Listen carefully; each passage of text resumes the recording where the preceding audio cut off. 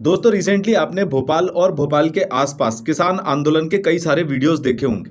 किसानों की डिमांड ये है कि जो मूंग है उसकी 100% प्रोक्योरमेंट एमएसपी पर की जाए।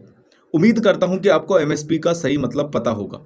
अब बात कर लेते हैं कि एग्रीकल्चर या प्राइमरी सेक्टर ओवरऑल क्या रोल प्ले करता है मध्य प्रदेश के स्टेट वैल्यू एडेड सर्विसेज में, जिसको हम जीएसवीए कहते हैं।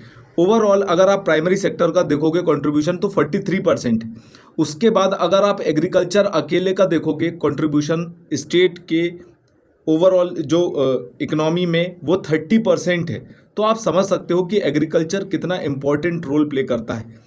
एग्रीकल्चर जब 30% है तो ऑब्वियस सी बात है कि मध्य प्रदेश का रैंक पूरे इंडिया में अव्वल दर्जे में आता है कई सारी चीज़ों के प्रोडक्शन में।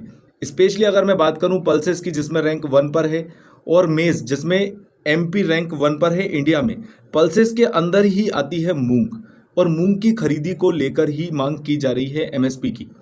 ठीक है, इसके अलावा भी कुछ डिमांड है, जैसे ई टोकन सिस्टम। ई टोकन के माध्यम से किसानों को खाद मिलता है, बीज मिलते हैं। वो सारी चीज़ों को लेकर उस प्रणाली को बदलने की मांग सरकार से किसान कर रहे हैं, और इसी वजह से ये आंदोलन हो रहा है।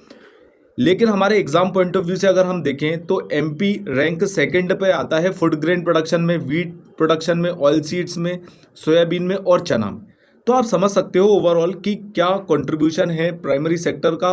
प्राइमरी सेक्टर के अंदर एग्रीकल्चर का 30% कंट्रीब्यूशन, जैसा कि मैंने आपको ओवरऑल बताया।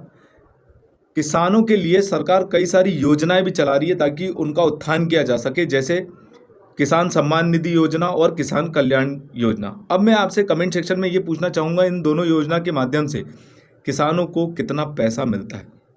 क्रॉप इंश्योरेंस स्कीम, जिसको हम प्रधानमंत्री फसल बीमा योजना कहते हैं, ये कौन से ईयर में लॉन्च की गई थी। ये सारी योजनाएं आपके एग्जाम पॉइंट ऑफ व्यू से काफ़ी ज़्यादा इंपॉर्टेंट है। तो ये स्पेशली 3 योजनाओं के मैंने नाम लिए। ये कमेंट सेक्शन में बताइए कब चालू की गई थी और किसानों को इससे क्या क्या फ़ायदे होते हैं। आशा करता हूं कि आपको ये किसान आंदोलन के बारे में जानकारी और कॉन्सेप्ट दोनों ही समझ में आया होगा।